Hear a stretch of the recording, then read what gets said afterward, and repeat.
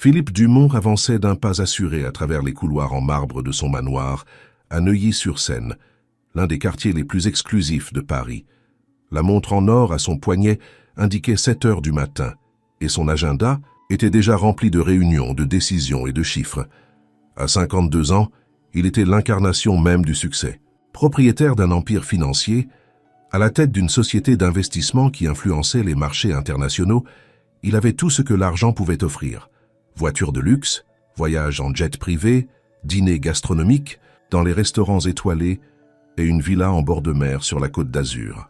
Il était respecté, redouté et envié. Ses employés exécutaient ses ordres sans poser de questions.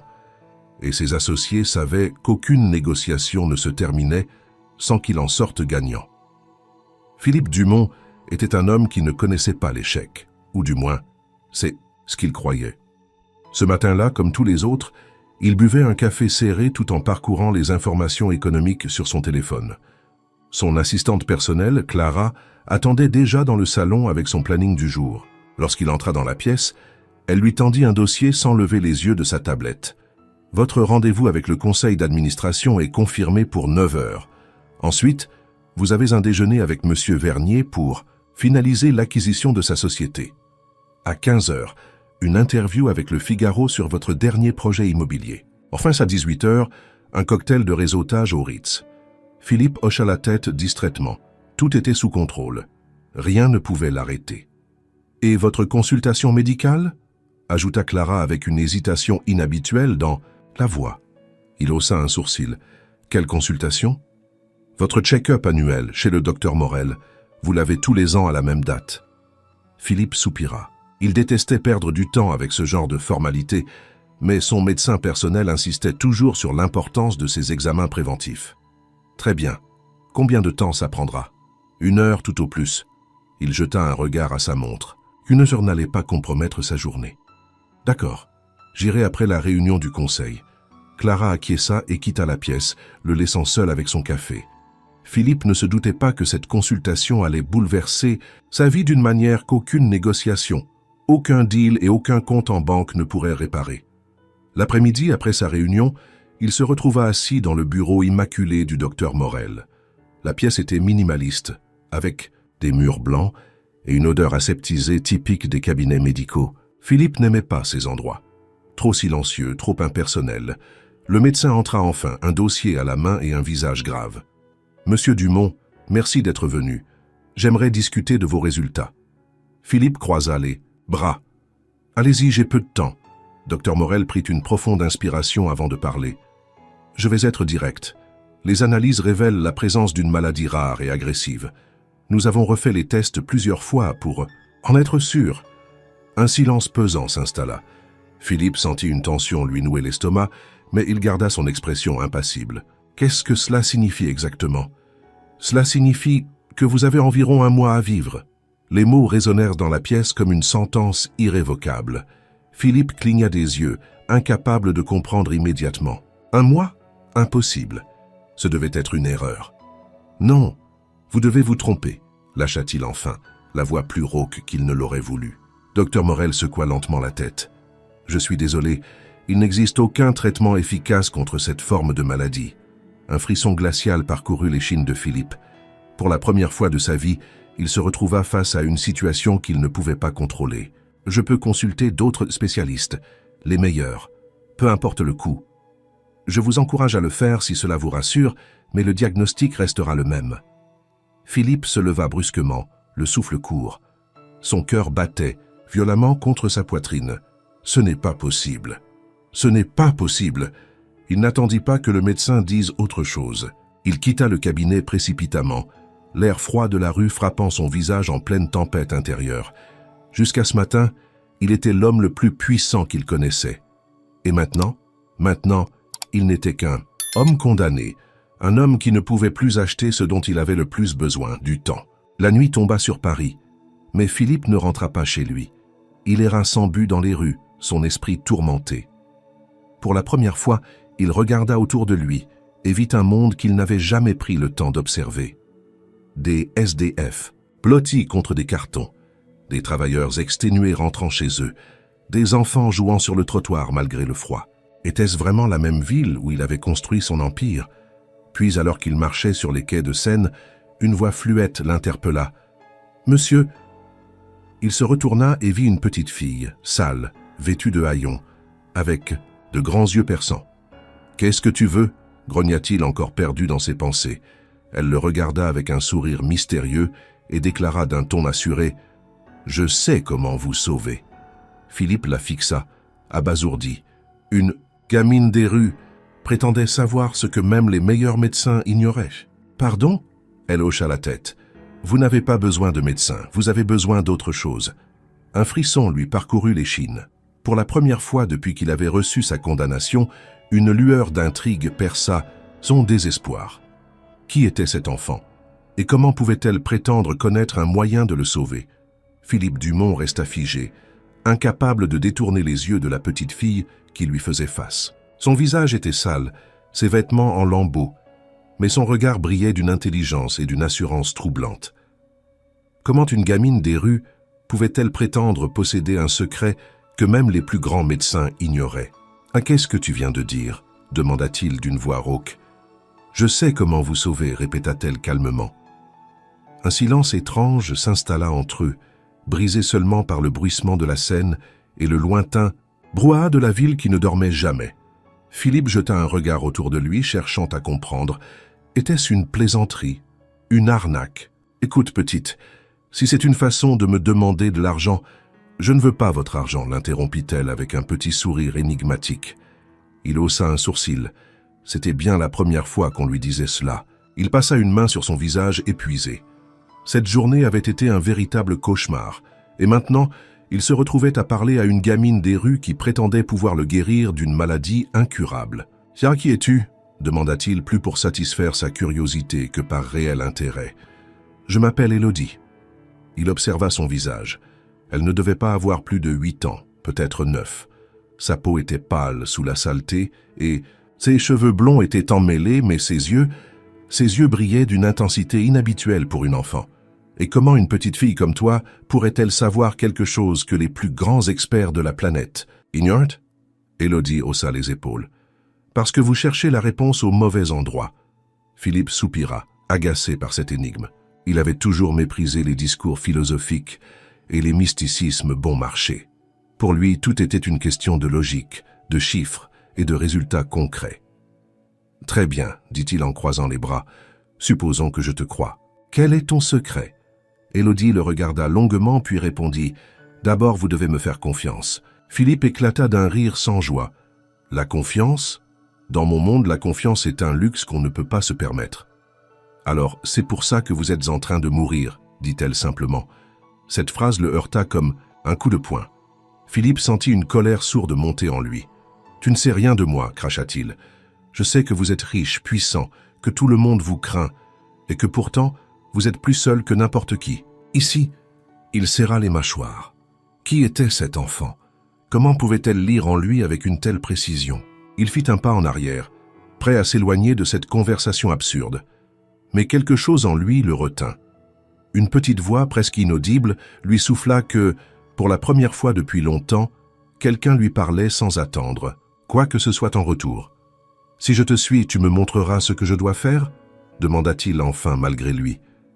Élodie hocha la tête, satisfaite. « Oui, mais vous devez être prêt à voir des choses que vous n'avez jamais vues avant. » Philippe haussa les épaules. Après tout, qu'avait-il à perdre? Il suivit Élodie à travers les rues de Paris, s'éloignant des boulevards luxueux pour s'enfoncer dans des quartiers qu'il n'avait jamais explorés.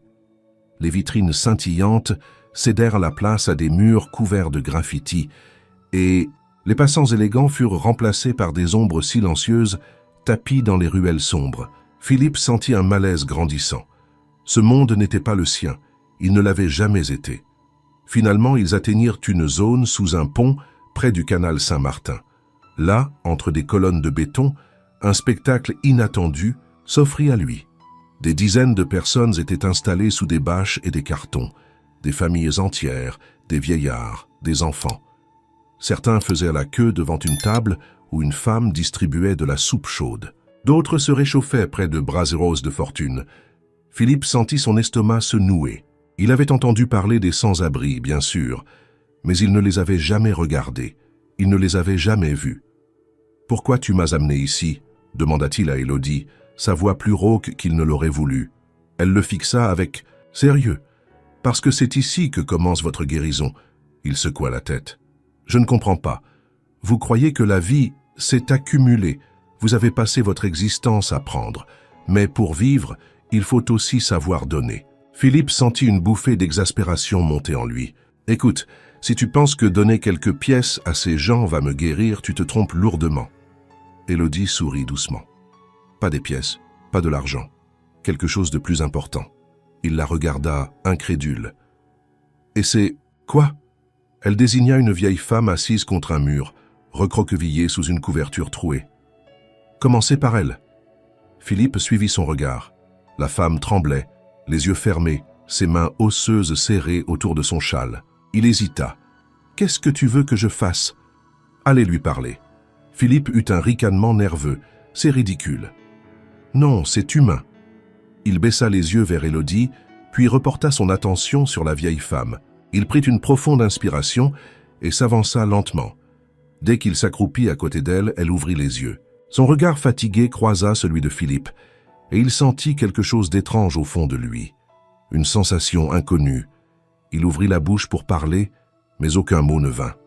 Pour la première fois de sa vie, Philippe Dumont ne savait pas quoi dire. Philippe Dumont resta accroupi devant la vieille femme, cherchant désespérément quoi dire. Dans le monde des affaires, il avait toujours su comment manier les mots pour obtenir ce qu'il voulait. Mais ici, face à cette femme aux joues creusées par la faim et aux yeux embués de fatigue, il était complètement démuni. La vieille femme cligna des paupières, le fixant avec un mélange d'étonnement et de méfiance. « Vous êtes perdu, monsieur ?» demanda-t-elle d'une voix éraillée. « Perdu ?» Philippe aurait ri si la situation n'avait pas été aussi absurde. Lui, perdu, il connaissait chaque centimètre carré de Paris, chaque marché, chaque opportunité. Mais en cet instant précis, il se rendit compte que, oui, il était complètement perdu. Non. Enfin, peut-être, admit-il à contre-cœur. Il jeta un regard furtif à Élodie, qu'il observait avec un sourire malicieux, comme si elle savait exactement ce qui se passait dans son esprit. « Vous avez mangé aujourd'hui ?»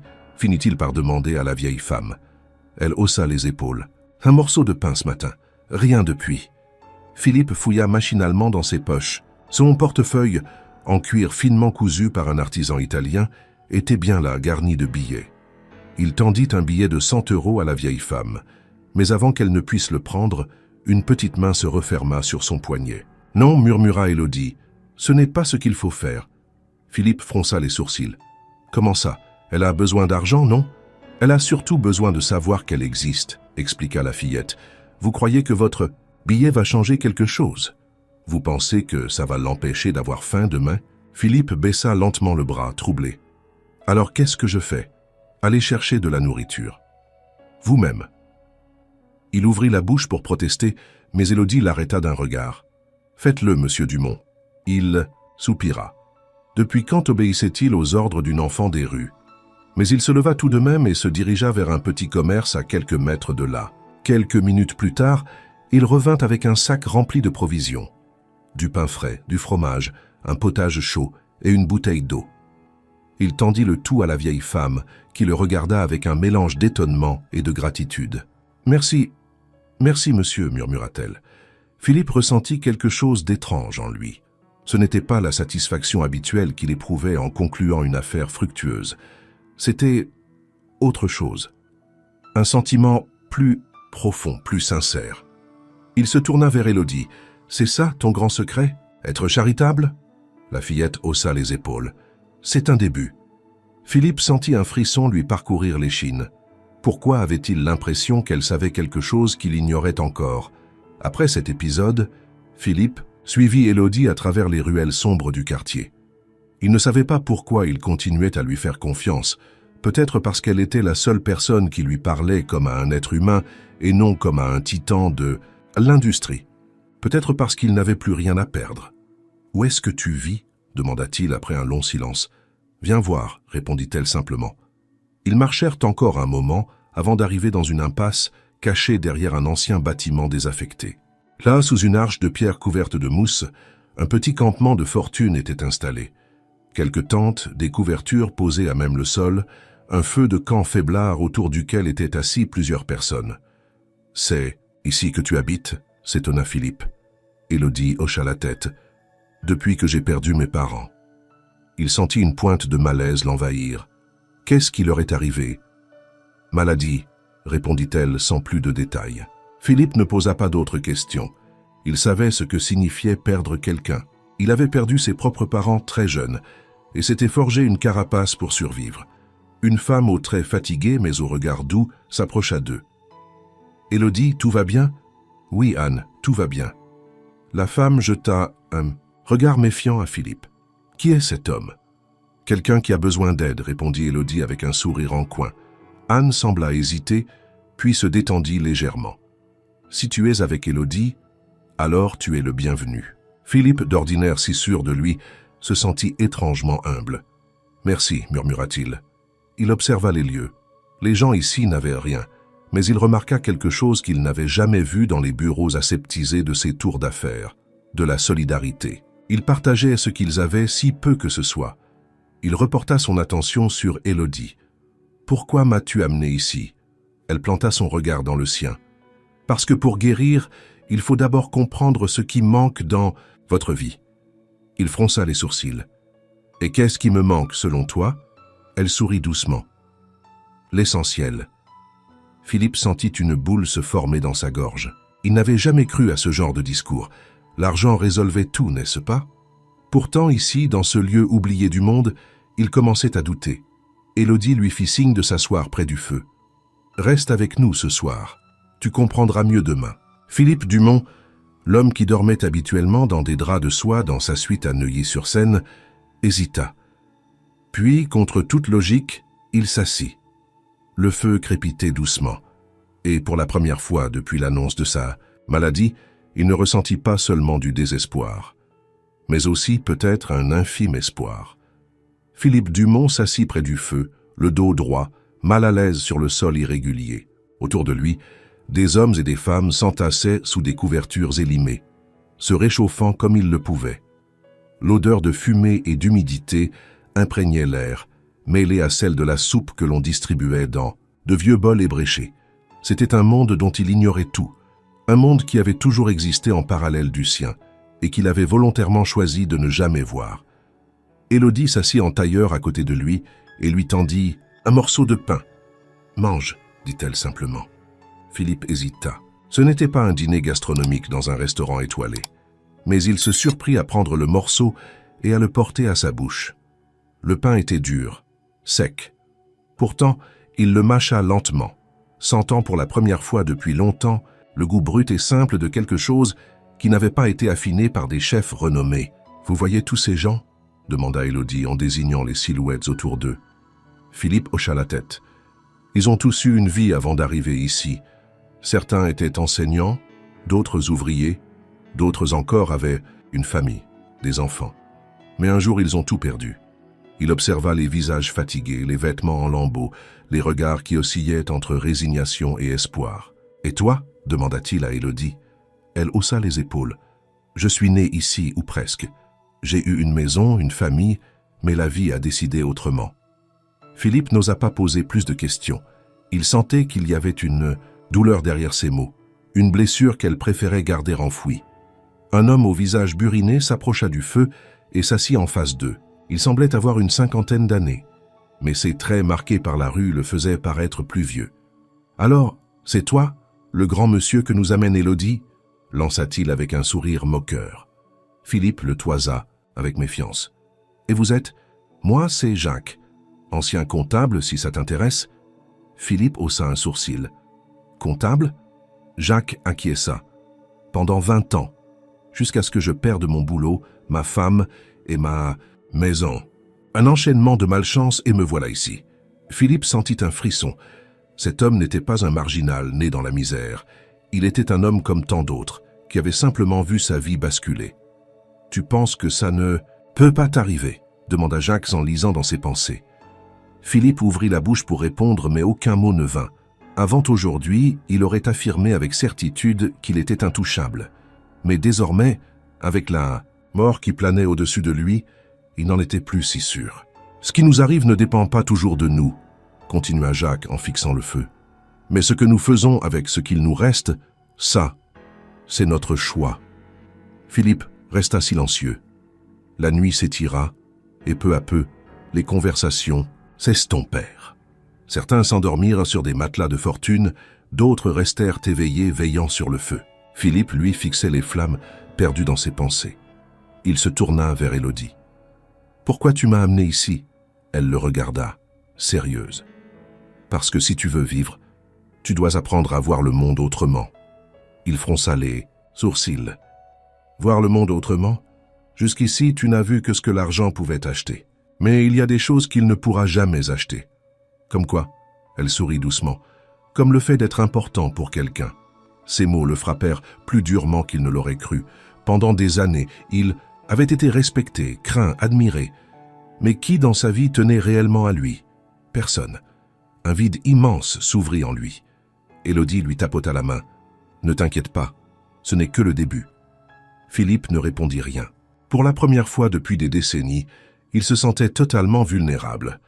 Et il avait peur de ce que cette vérité allait lui révéler. Le matin s'annonça froid et humide, sous le pont où Philippe Dumont avait passé la nuit. Il se réveilla avec un frisson, le corps ankylosé par le sol dur. La lumière grise de l'aube filtrait à travers les interstices du béton, révélant les visages fatigués de ceux qui l'entouraient. Il s'étira péniblement et se frotta les tempes.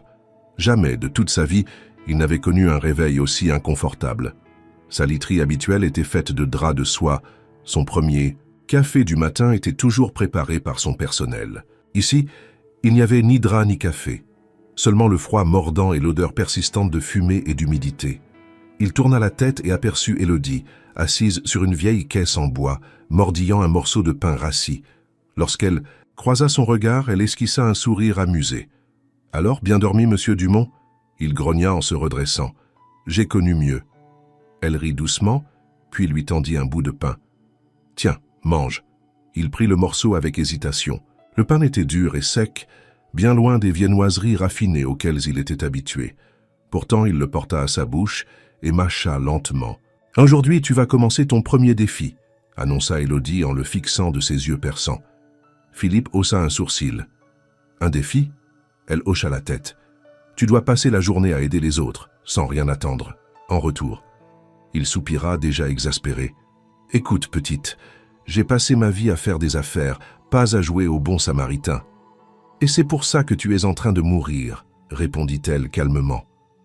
Il serra les mâchoires. Chaque fois qu'elle parlait, elle frappait juste, comme si elle voyait en lui plus clairement qu'il ne se voyait lui-même. « Très bien, » grogna-t-il. « Par où je commence ?» Élodie sourit, satisfaite. « Suis-moi. » Philippe passa les heures suivantes à faire des choses qu'il n'avait jamais faites auparavant. D'abord, il aida à distribuer le petit déjeuner aux sans-abri. Il versa de la soupe chaude dans des bols, tendit des morceaux de pain, adressa quelques mots aux gens qui passaient devant lui. Certains le regardèrent avec suspicion, d'autres avec gratitude. Ensuite, il accompagna un groupe de bénévoles qui distribuaient des vêtements dans les rues. Il tendit un manteau à un homme transi de froid et sentit pour la première fois une émotion étrange en voyant son visage s'illuminer de reconnaissance. « Merci, monsieur », murmura l'homme. En enfilant le manteau, Philippe se contenta de hocher la tête, troublé. L'après-midi, Élodie l'entraîna plus loin, dans un quartier encore plus précaire. Ils entrèrent dans une petite pièce où une vieille dame, assise sur un matelas de fortune, tentait de tricoter avec des doigts tremblants. « Voici Madame Renard », expliqua Élodie. « Elle vit seule ici depuis que son fils est parti.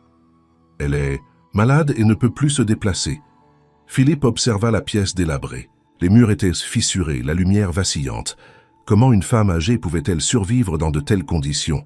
« Que dois-je faire » demanda-t-il. « Lui tenir compagnie. » Philippe resta un instant interdit. « C'est tout. »« Ah oui !» Il se tourna vers Madame Renard, qui leva des yeux fatigués vers lui. « Bonjour » murmura-t-elle. « Bonjour. » Un silence gênant s'installa. Philippe, l'homme d'affaires habitué aux négociations tendues et aux réunions de haut niveau, ne savait pas comment parler à une vieille femme solitaire. Finalement, Il s'assit à côté d'elle et, après un moment, lui demanda « Que tricotez-vous » Ses mains frêles tremblèrent légèrement alors qu'elle tentait de montrer son ouvrage, une écharpe, pour Élodie. Elle dit qu'elle n'a jamais eu de vraie écharpe à elle. Philippe jeta un regard furtif à la fillette qui observait la scène en silence. Il passa la demi-heure suivante à écouter Madame Renard lui parler de son fils, de son passé, de son amour pour le tricot. Au fil des minutes, il sentit quelque chose se détendre en lui. Il n'avait rien gagné en faisant cela. Aucun contrat signé, aucun chiffre d'affaires augmenté. Mais il ressentait une sensation nouvelle, différente de tout ce qu'il avait connu auparavant. Quand il se leva pour partir, Madame Renard posa une main sur la sienne. « Merci, monsieur. Il y a bien longtemps que je n'avais pas eu de visite. » Philippe acquiesça, incapable de répondre. En sortant, il marcha en silence aux côtés d'Élodie. « Alors » demanda-t-elle au bout d'un moment. « Alors quoi ? Comment tu te sens ?» Il réfléchit un instant avant de répondre, différemment. Elle sourit. « C'est le début. » Philippe passa une main dans ses cheveux, perturbé. Cette journée avait été éprouvante d'une manière qu'il n'aurait jamais imaginée. Pourtant, il se sentait moins vide, moins seul. Il s'arrêta et fixa Élodie. « Pourquoi fais-tu tout ça ?» Elle haussa les épaules. « Parce que quelqu'un m'a un jour aidé, moi aussi. » Philippe ouvrit la bouche pour poser une autre question, mais elle posa un doigt sur ses lèvres. « Tu comprendras bientôt. » Il soupira et détourna les yeux. Il ne comprenait pas encore tout ce qui se passait, mais une chose était sûre. Pour la première fois depuis longtemps, il avait l'impression d'être vivant. Le lendemain matin, Philippe Dumont se réveilla sous le même pont, mais quelque chose en lui avait changé. Il n'avait pas eu son café matinal, il n'avait pas dormi dans ses draps de soie, et pourtant, il ne ressentait pas cette rage habituelle qui l'animait dans sa vie d'avant.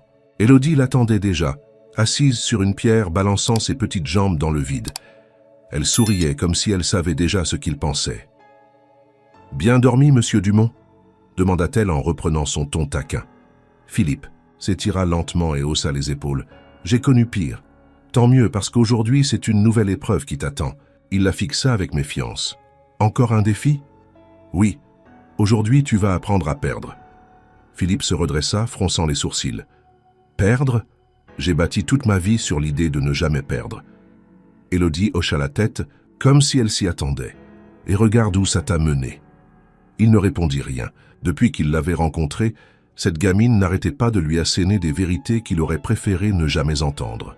« Explique-moi, » soupira-t-il finalement. Élodie se leva et lui fit signe de la suivre. Ils marchèrent un long moment avant d'arriver dans une petite ruelle du nord de Paris. Là, un groupe de sans-abri s'était rassemblé autour d'un homme en train de parler avec énergie. Philippe observa la scène. Le groupe semblait suspendu aux mots du jeune homme qui portait une veste usée mais gardait une posture droite, assurée. « Qui est-ce » demanda Philippe à voix basse. « C'est Julien » expliqua Élodie. « Un ancien banquier. Il a tout perdu en quelques mois. » Philippe haussa un sourcil. « Un banquier ? Ah oui, il avait une belle maison, une voiture de luxe, une femme, un enfant.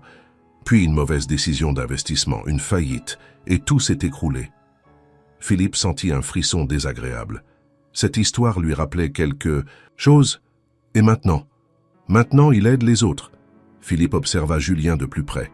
Il parlait avec passion, expliquant comment trouver des ressources, comment survivre dans la rue, comment garder espoir.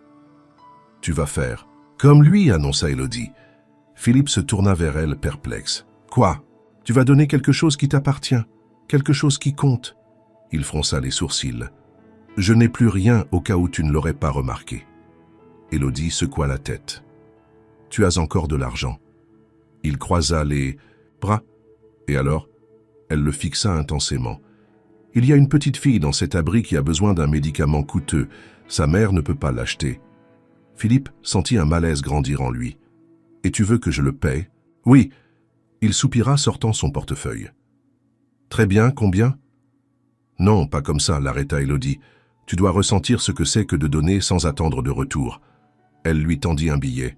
« Tiens, va l'acheter, toi-même. » Philippe hésita un instant. Pourquoi cela semblait-il plus difficile que simplement signer un chèque?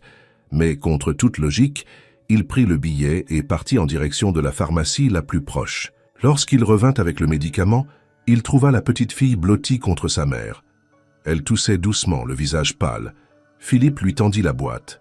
« Tiens. » La mère leva les yeux vers lui, incrédule.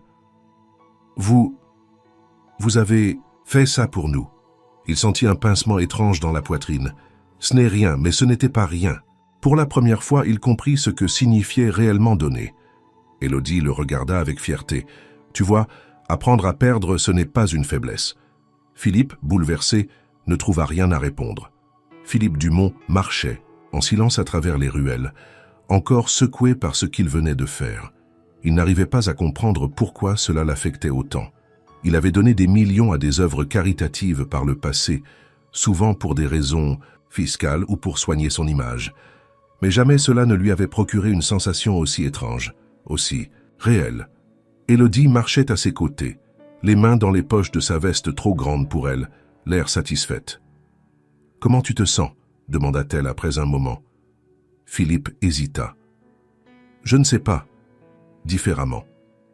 Elle hocha la tête comme si elle s'attendait à cette réponse. « C'est normal. » Il tourna la tête vers elle.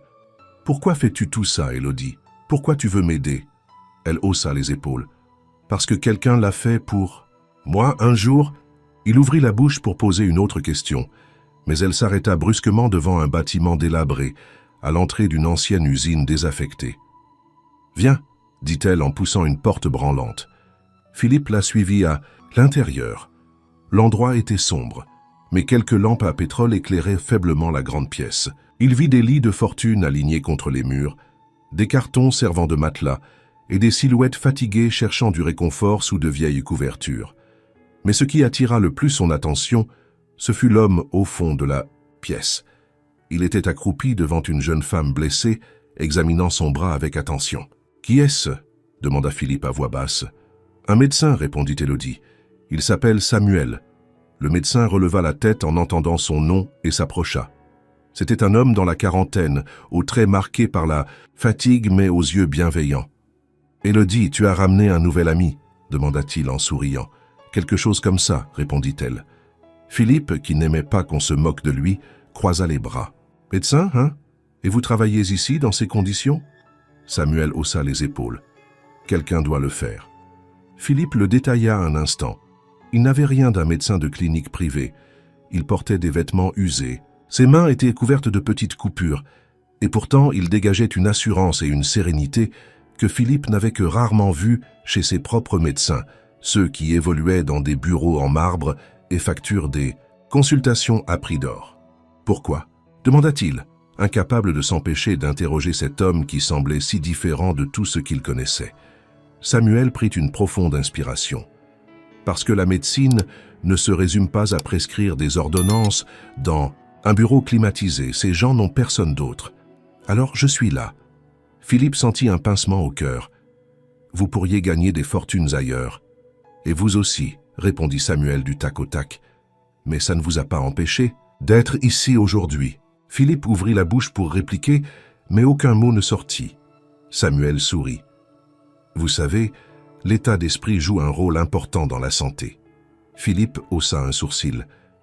Vous êtes en train de me dire que je peux guérir avec mon état d'esprit? Pas seulement. Mais disons que si vous vivez en étant déjà mort à l'intérieur, votre corps suit. Philippe ne sut pas pourquoi ces mots le frappèrent si violemment. Il y a un traitement expérimental en Suisse pour votre maladie, continua Samuel. Mais ce n'est pas la science seule qui vous sauvera. C'est ce que vous faites de votre vie qui déterminera si vous méritez cette seconde chance. Philippe sentit son cœur s'accélérer. Mériter de vivre, il n'avait jamais pensé la vie en ces termes. Il fixa Samuel, puis Élodie, et pour la première fois, il se demanda s'il était réellement prêt à changer. Les paroles de Samuel résonnaient encore dans l'esprit de Philippe, alors qu'il quittait l'abri de fortune avec Élodie. Si vous vivez en étant déjà mort à l'intérieur, votre corps suit. Ces mots le troublaient plus qu'il ne voulait l'admettre. Jusqu'ici, il avait toujours cru que l'argent pouvait tout acheter, mais il était en train de réaliser qu'il existait des choses, bien plus précieuses que la richesse, des choses qu'il n'avait jamais possédées. La confiance, le lien avec les autres, le sens profond d'une existence utile. Mais pouvait-il vraiment changer? Un frisson parcourut son dos. Il se sentait faible. Sa respiration était plus lourde qu'à l'ordinaire. Il s'arrêta en plein milieu du trottoir, posant une main sur un mur pour retrouver son équilibre. « Philippe ?» demanda Élodie, inquiète. Il ne répondit pas. Une douleur fulgurante lui traversa la poitrine. Il suffoqua. Le monde autour de lui vacilla. Puis, tout devint noir. Quand il ouvrit les yeux, il était allongé sur un matelas de fortune dans un coin de l'abri. Samuel était penché sur lui, tenant son poignet pour prendre son pouls. « Il reprend conscience », déclara le médecin. Philippe tenta de parler, mais sa gorge était sèche. Élodie se précipita à ses côtés, le visage marqué par l'inquiétude. « Qu'est-ce qui m'arrive » murmura Philippe d'une voix rauque. Samuel le fixa avec gravité. « Votre maladie progresse. Votre corps s'affaiblit rapidement. » Un frisson glacé lui parcourut l'échine. Il allait mourir. Tout ce qu'il avait fait ces derniers jours, tout cela était-il vain? Il tourna la tête vers Élodie, et pour la première fois depuis qu'il la connaissait, il vit la peur dans ses yeux. « Je vais mourir, n'est-ce pas ?» Elle secoua la tête avec force. « Non !» Mais sa voix tremblait. Il ferma les yeux. Un sentiment qu'il n'avait jamais connu auparavant s'empara de lui. Il n'était pas prêt. Il ne voulait pas mourir. Il pensa à sa vie d'avant, à son empire financier, à son pouvoir. Rien de tout cela ne lui servait maintenant. Il pensa à ses derniers jours, à ce qu'il avait ressenti en aidant les autres, en écoutant Madame Renard, en sauvant une enfant malade, et une terrible question lui vint à l'esprit. Avait-il seulement commencé à vivre? Il resta, allongé pendant des heures, perdu dans ses pensées. Puis, dans la pénombre, il sentit une main se poser sur la sienne. « Tu as peur » murmura Élodie. Il ne répondit pas. Elle serra sa main plus fort. « Moi aussi j'ai eu peur, tu sais. » Il ouvrit lentement les yeux. « De quoi ?» Elle hésita. « De disparaître. » Philippe fronça les sourcils. « Qu'est-ce que tu veux dire ?» Élodie détourna le regard. « Je ne devrais pas être là aujourd'hui. » Il la fixa, troublé. Elle prit une profonde inspiration. « Il y a quelques années, on m'a dit que j'allais mourir. » Philippe sentit son cœur s'arrêter un instant. « Quoi ?» Elle hocha la tête. « Mais quelqu'un m'a sauvé. »« Qui ?» Elle sourit doucement. « Quelqu'un qui m'a appris que la vie ne se mesure pas en jours, mais en ce qu'on en fait. » Philippe sentit une chaleur étrange envahir son cœur, et pour la première fois, il se demanda s'il n'avait pas encore une chance, lui aussi. Philippe Dumont fixait Élodie, son cœur battant plus vite qu'il ne l'aurait voulu. Ce qu'elle venait de dire bouleversait tout ce qu'il croyait savoir sur elle, et sur lui-même. « Tu veux dire que toi aussi tu as été condamné ?» Elle hocha lentement la tête, son regard plongé dans le sien. « Les médecins ont dit que je n'avais que quelques mois à vivre. » Philippe sentit un frisson lui parcourir l'échine. « Alors comment ?» Élodie sourit doucement. « Quelqu'un m'a montré une autre voie. » Il fronça les sourcils. « Une autre voie ?»« Oui. La même que celle que tu es en train de découvrir. » Il resta silencieux.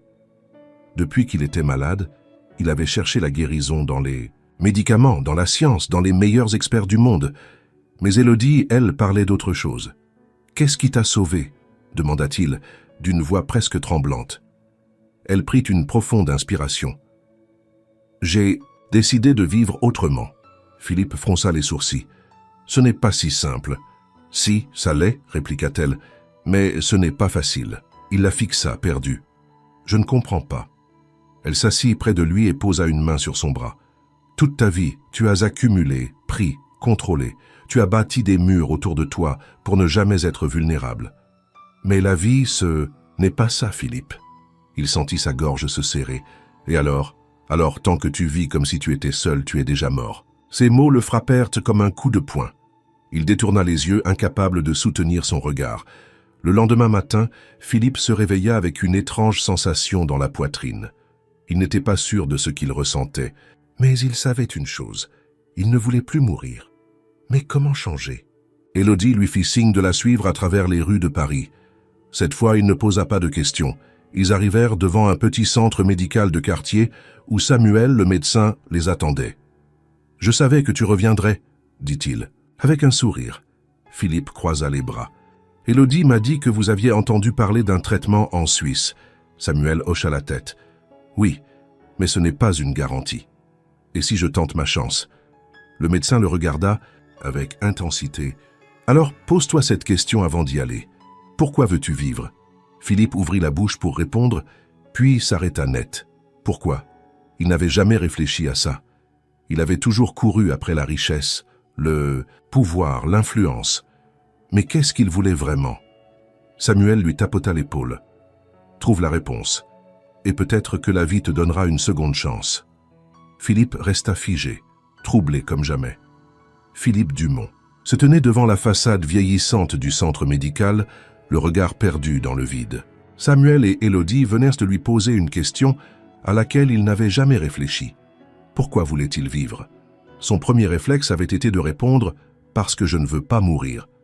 Mais ce n'était pas une vraie réponse. Il avait bâti un empire, amassé des fortunes, dominé le monde des affaires. Mais pourquoi?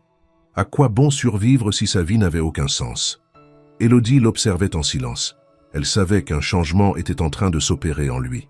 « Je crois que tu es prêt », dit-elle doucement. Philippe la regarda, intrigué. « Prêt à quoi ?»« À la dernière épreuve. » Il la fixa méfiant. Chaque fois qu'elle lui annonçait une nouvelle étape, il savait qu'il allait être mis face à une vérité qu'il n'était pas sûr de vouloir entendre. « Qu'est-ce que tu attends encore de moi ?» soupira-t-il. Élodie sourit. « Tu dois donner ce que tu as de plus précieux. » Philippe haussa un sourcil. « J'ai déjà donné de mon temps, de mon argent. »« Non, » coupa-t-elle. « Ce que tu as de plus précieux. » Il fronça les sourcils, confus. « Et c'est quoi, selon toi ?» Elle le fixa de ses yeux perçants. « Ton pouvoir. » Philippe sentit son cœur rater un battement. « Mon pouvoir ?»« Oui, celui que tu as toujours utilisé pour toi-même. Il est temps d'en faire quelque chose qui dépasse ton propre intérêt. » Il resta interdit. « Et qu'est-ce que tu veux que je fasse ?» Elle lui tendit un papier. « Utilise ta fortune pour changer des vies, pas juste avec des dons, pas juste en écrivant des chèques. Engage-toi. » Philippe baissa les yeux sur le document. C'était un acte de création d'une fondation. Une fondation pour aider ceux qu'il avait ignorés toute sa vie. Il releva lentement le regard vers Élodie. « Si je fais ça, tu crois que je vais survivre ?» Elle sourit tristement. « Ce n'est pas ça, la vraie question. » Il comprit soudain. La vraie question était, voulait-il vraiment vivre ou simplement éviter de mourir?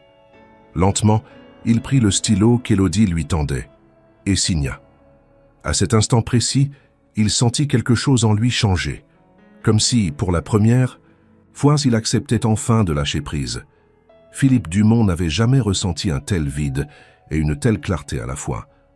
En signant ce document, en s'engageant à mettre son pouvoir et sa fortune au service des autres, il avait abandonné une partie de lui-même. Cette partie qui croyait que seule l'accumulation donnait un sens à l'existence. Il était désormais un homme différent. Mais serait-ce suffisant pour le sauver? Les jours suivants, il se consacra entièrement à la création de sa fondation.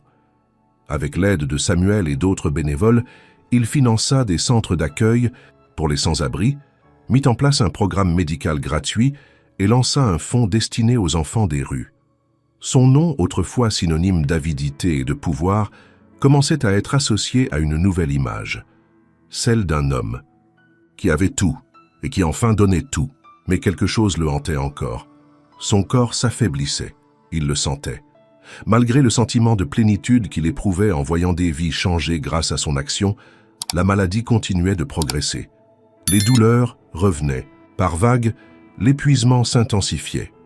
Jusqu'au jour fatidique. C'était le jour exact où les médecins lui avaient prédit la fin. Philippe se réveilla ce matin-là avec une boule au ventre. Il se leva difficilement et se regarda dans le miroir. Ses traits étaient plus creusés, son teint plus pâle. Mais ses yeux n'étaient plus ceux d'un homme mourant. Ils étaient ceux d'un homme vivant. Il sortit et trouva Élodie assise sur le bord du trottoir, observant le soleil se lever sur Paris. « Aujourd'hui est censé être mon dernier jour », souffla-t-il en s'asseyant à côté d'elle. Elle ne répondit pas tout de suite. Puis, lentement, elle posa sa petite main sur la sienne. « Et qu'est-ce que ça change ?» Il tourna la tête vers elle, surpris. « Tout, non ?» Elle sourit doucement. « Tu as peur ?» Il réfléchit, et il réalisa avec une stupeur grandissante que non, il n'avait plus peur. Il avait passé tant d'années à fuir la mort qu'il en avait oublié de vivre. Aujourd'hui, il savait que, quoi qu'il arrive, il n'aurait plus de regrets. Mais alors qu'il pensait à tout cela, Samuel arriva en courant. « Philippe, il faut que tu viennes tout de suite !» Il se leva brusquement. « Quoi? Qu'est-ce qu'il se passe ?» Le médecin semblait bouleversé. « Je viens de recevoir tes derniers résultats. » Le cœur de Philippe manqua un battement. « Et alors ?» Samuel inspira profondément, cherchant ses mots. « La maladie... » Silence. Puis un sourire se dessina lentement sur les lèvres du médecin. Elle a disparu. Philippe sentit son monde vaciller. « Quoi? Il n'y a plus aucune trace de la maladie dans ton corps. » Il resta sans voix. C'était impossible. Mais alors qu'il tournait lentement la tête vers Élodie, il vit dans ses yeux qu'elle savait. Elle l'avait toujours su. Philippe Dumont resta figé, incapable de comprendre ce que Samuel venait de lui dire. « Plus aucune trace », répéta-t-il, comme s'il avait mal entendu. Le médecin hocha la tête. « Les analyses sont formelles. Ta maladie a complètement disparu. C'est incompréhensible. » Philippe sentit ses jambes trembler. Pendant des semaines, il s'était préparé à mourir. Il avait fait la paix avec lui-même.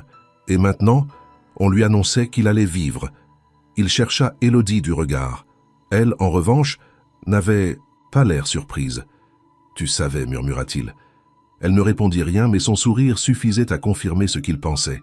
« Comment ? Parce que la vraie maladie n'était pas dans ton corps, Philippe. Elle était dans ta manière de vivre. » Il passa une main sur son visage, encore sous le choc. « Tu es en train de me dire que j'ai guéri parce que j'ai changé ?»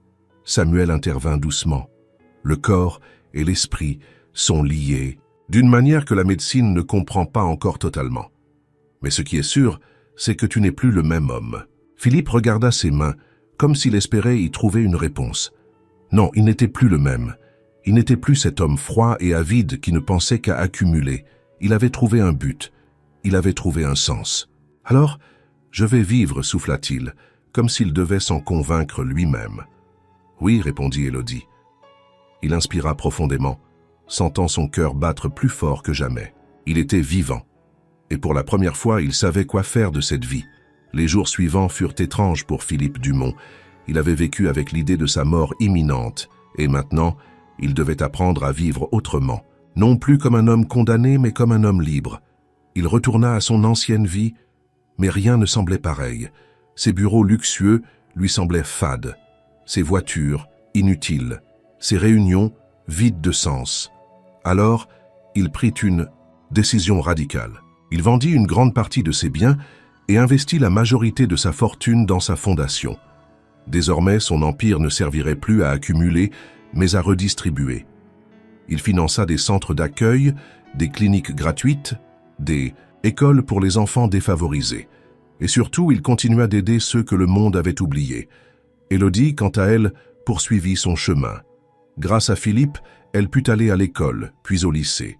Elle grandit avec une détermination inébranlable, aider les autres comme elle avait été aidée.